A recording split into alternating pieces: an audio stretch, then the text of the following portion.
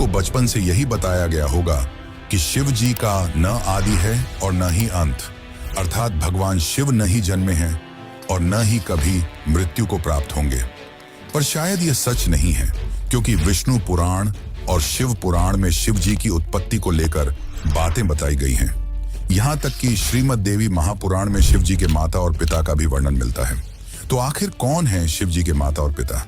कुछ लोगों का यह मानना है कि ब्रह्मा ही शिव जी के पिता हैं, क्योंकि विष्णु पुराण की एक कथा के अनुसार शिव जी का एकमात्र बाल रूप है, जिसे हम रुद्र के नाम से जानते हैं, और माना जाता है कि रुद्र के पिता स्वयं ब्रह्मा हैं। पर आखिर इसकी सच्चाई क्या है और पूरे संसार को शिक्षा देने वाले शिव ने अपनी शिक्षा कहां से प्राप्त की? तो चलिए जानते हैं शिव जी के जन्म का असली रहस्य। लेकिन उससे पहले वीडियो को लाइक करके कमेंट में हर हर महादेव जरूर लिखें। शिव पुराण के अनुसार शिव जी अजन्मे हैं, यानी कि उनका जन्म नहीं हुआ है, और वे स्वयंभू हैं, यानी कि खुद से ही उत्पन्न हुए हैं। क्या इसका मतलब यह है कि शिव जी के न तो माता हैं और न ही पिता? लेकिन विष्णु पुराण में तो कुछ और ही लिखा मिलता है, जिसके अनुसार विष्णु जी के नाभि से निकले कमल से ब्रह्मा जी की उत्पत्ति हुई और उनके माथे के तेज से शिव की उत्पत्ति हुई, जिसके कारण शिव जी को ज्यादातर समय ध्यान मुद्रा में दिखाया जाता है। लेकिन शिव पुराण में तो इसका उल्टा लिखा मिलता है, जिसके अनुसार एक बार जब शिव जी अपने घुटनों को मल रहे थे तो उनके घुटनों के मैल से श्री हरि विष्णु की उत्पत्ति हुई। अब इस मामले में तो दोनों पुराणों में अलग अलग बातें बताई गई हैं, परंतु विष्णु पुराण की एक और कथा के अनुसार ब्रह्मा ही शिव जी के पिता हैं। क्या यह सच है? तो चलिए जानते हैं इसकी सच्चाई। लेकिन उस कथा को समझने से पहले एक और कथा को जान लेते हैं, जो काफी ज्यादा प्रसिद्ध है। और इसी कथा के अनुसार शिव जी को आदि अनादि का दर्जा मिला, यानी कि न ही उनका कोई शुरुआत है और न ही अंत। दरअसल एक समय की बात है, भगवान विष्णु और ब्रह्मा में यह बहस छिड़ गई कि उन दोनों में से कौन ज्यादा महान है।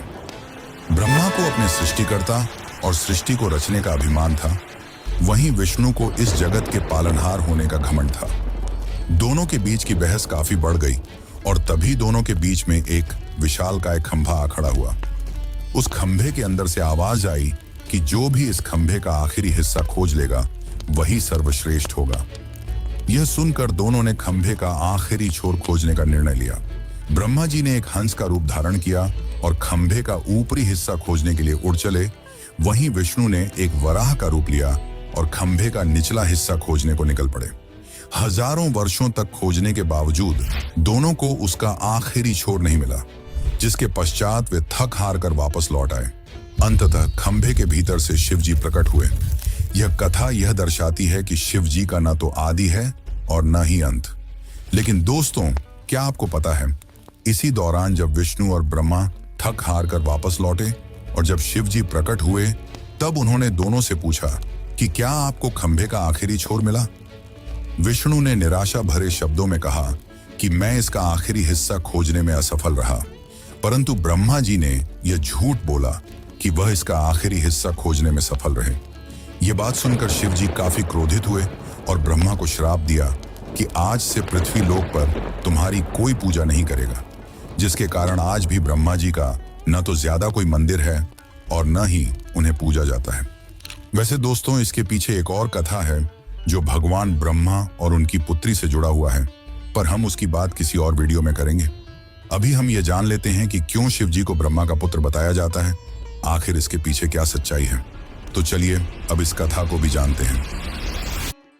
विष्णु पुराण के अनुसार सृष्टि के प्रारंभिक काल में जब सब कुछ यानी कि पूरा ब्रह्मांड जलमग्न था, न कोई देवता, न दानव और न ही कोई जीव जंतु, तब केवल श्री हरि विष्णु ही क्षीर सागर पर शेषनाग पर विश्राम कर रहे थे और उनकी नाभि से निकले कमल से ब्रह्मा जी की उत्पत्ति हुई। इसके पश्चात ब्रह्मा जी और विष्णु जी इस सृष्टि की उत्पत्ति और रचना को लेकर बातें करने लगे। इसी दौरान शिवजी भी वहां प्रकट हुए। जब शिवजी वहां प्रकट हुए तब ब्रह्मा ने उन्हें पहचानने से इनकार कर दिया, जिससे शिव रूठ गए और वहां से चले गए। तब विष्णु ने ब्रह्मा को दिव्य दृष्टि प्रदान की, जिसके पश्चात ब्रह्मा जी को अपनी गलती का एहसास हुआ। तब ब्रह्मा जी ने शिव जी से माफी मांगी और उनसे यह वरदान मांगा कि वे उनके पुत्र रूप में जन्म लें। शिव जी ने ब्रह्मा की प्रार्थना स्वीकार की और उन्हें आशीर्वाद दिया कि वे उनके पुत्र रूप में जन्म लेंगे। हजारों साल बीत जाने के बाद जब ब्रह्मा जी ने इस सृष्टि की रचना शुरू की, तब उन्हें एक बच्चे की जरूरत पड़ी और तब उन्हें शिव जी का आशीर्वाद याद आया। जिसके बाद ब्रह्मा जी ने कठोर तपस्या की और उनकी तपस्या से प्रसन्न होकर भगवान शिव एक बालक रूप में उनकी गोद में प्रकट हुए। आपकी जानकारी के लिए बता दूं कि यह भगवान शिव का एकमात्र बाल रूप है। दरअसल जब शिव जी बाल रूप में प्रकट हुए तो काफी ज्यादा रोने लगे और जब ब्रह्मा जी ने उनके रोने का कारण पूछा तो उन्होंने बड़ी ही मासूमियत से कहा कि वे इसलिए रो रहे हैं क्योंकि उनका कोई नाम नहीं है। तब ब्रह्मा जी ने उन्हें रुद्र नाम दिया, जिसका अर्थ होता है रोने वाला। परंतु इसके बावजूद भी शिव जी शांत नहीं हुए क्योंकि उन्हें यह नाम पसंद नहीं आया। जिसके बाद ब्रह्मा ने उन्हें दूसरा नाम दिया जो है सर्व, पर शिव जी को यह नाम भी पसंद नहीं आया। जिसके बाद ब्रह्मा ने उन्हें और भी नाम दिए जैसे भव, उग्र, भीम, पशुपति, ईशान, महादेव और इसी तरह ब्रह्मा जी ने शिव जी को 108 नाम दिए और माना जाता है कि यह सारे नाम धरती पर ही लिखे गए थे। पर दोस्तों, शिव जी के जन्म की असली सच्चाई तो अभी तक हमने नहीं जानी। तो चलिए अब हम जानते हैं शिव के जन्म की असली कहानी। आखिर कौन है उनके माता पिता। लेकिन उससे पहले आपसे एक विनती है कि अगर आपको यह वीडियो अच्छी लग रही है तो इसे अपने दोस्तों, रिश्तेदारों और अन्य शिव भक्तों को जरूर शेयर करें और कमेंट में लिखें हर हर महादेव। रेड भक्तों को जरूर शेयर करें और कमेंट में लिखें हर हर महादेव।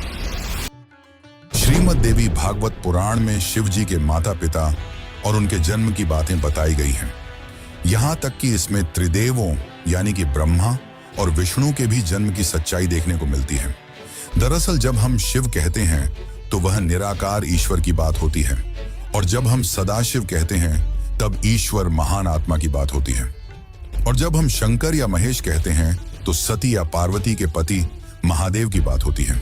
बस बहुत से भक्त यह भेद नहीं कर पाते और सभी को समान मानते हैं। अब श्रीमद् देवी महापुराण के अनुसार देखा जाए तो एक बार की बात है, नारद जी ने अपने पिता ब्रह्मा से पूछा कि इस सृष्टि की शुरुआत किसने की है और साथ ही भगवान शिव, विष्णु और आपके पिता कौन हैं।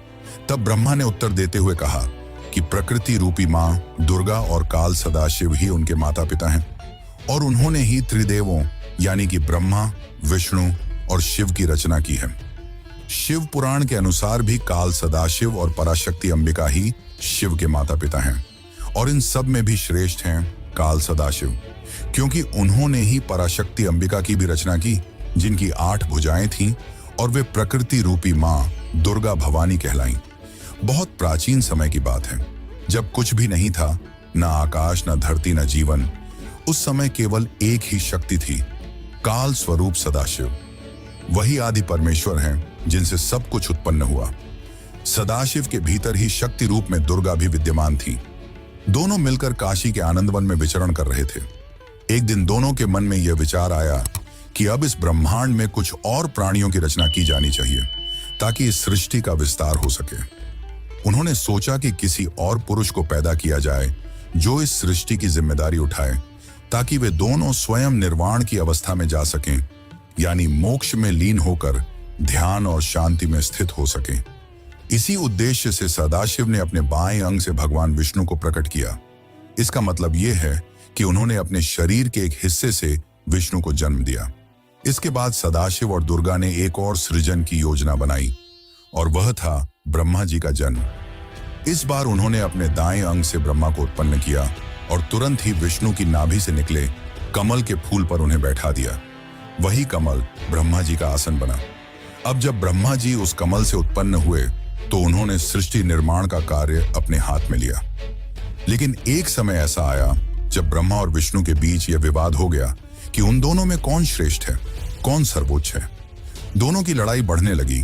तभी अचानक एक बहुत बड़ा प्रकाश स्तंभ उनके बीच प्रकट हो गया, जिसकी कथा हम पहले ही जान चुके हैं। दरअसल उस प्रकाश स्तंभ से एक दिव्य वाणी आई। वह खुद ज्योतिर्लिंग रूप में काल थे। उन्होंने ब्रह्मा और विष्णु से कहा, पुत्रों, तुम दोनों ने बहुत तपस्या की है और इसी कारण तुमने मुझसे 2 विशेष कार्य प्राप्त किए हैं। एक है सृष्टि का कार्य यानी कि जन्म देना, जो ब्रह्मा का काम है, और दूसरा है पालन का कार्य यानी कि सृष्टि को चलाना, जो विष्णु का काम है।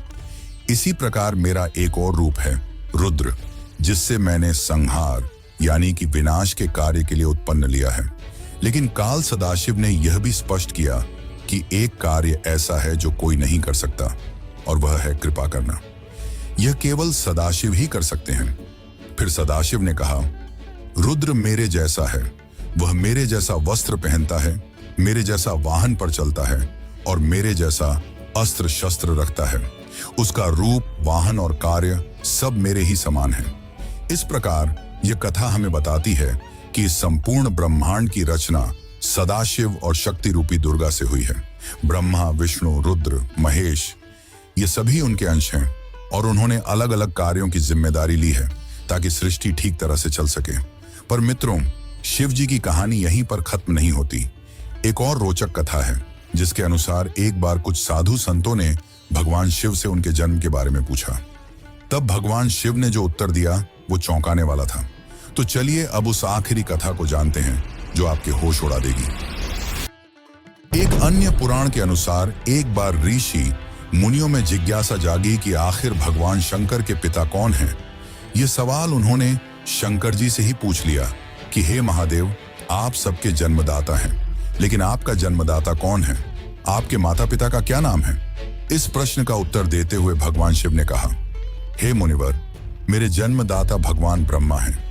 मुझे इस सृष्टि का निर्माण करने वाले भगवान ब्रह्मा ने जन्म दिया है। इसके बाद ऋषियों ने एक बार फिर भगवान शंकर से पूछा कि यदि ये आपके पिता हैं तो आपके दादा कौन हुए? तब शिव ने उत्तर देते हुए कहा कि इस सृष्टि का पालन करने वाले भगवान श्री हरि अर्थात भगवान विष्णु ही मेरे दादाजी हैं। भगवान की इस लीला से अनजान ऋषियों ने फिर से एक और प्रश्न किया कि जब आपके पिता ब्रह्मा हैं, दादा विष्णु, तो आपके परदादा कौन हैं? तब शिव ने मुस्कुराते हुए उत्तर दिया कि स्वयं भगवान शिव। इसके बाद ऋषि मुनि समझ गए कि शिव जी से बढ़कर न कोई है न कोई होगा। वैसे दोस्तों, क्या आपको पता है कि भगवान शिव को उनके आभूषण कहां से मिले? शिव जी अपने शरीर पर कई आभूषण धारण करते हैं, जैसे कि गंगा, चंद्रमा, वासुकी नाग, त्रिशूल, डमरू, भस्म आदि। आखिर उन्हें ये सारे आभूषण और शस्त्र कहां से मिले? और क्या है नंदी का रहस्य जो आपको भी हैरान कर देगा? और अगर आप भी इन रहस्यों को जानना चाहते हैं तो हमें कमेंट में जरूर बताइए, जिससे मैं इसके लिए एक अलग से वीडियो बना सकूं। लेकिन इस कथा का तात्पर्य केवल यही है कि शिव जी आदि अनादि हैं, वही अंत हैं और वही शुरुआत हैं। वे सृष्टि के जन्म के पहले भी थे और सृष्टि के विनाश के बाद भी रहेंगे। शिव जो काल से भी परे हैं, जो श्मशानवासी हैं, जिन्हें मृत्यु का भय नहीं, जो मोह से भी परे हैं।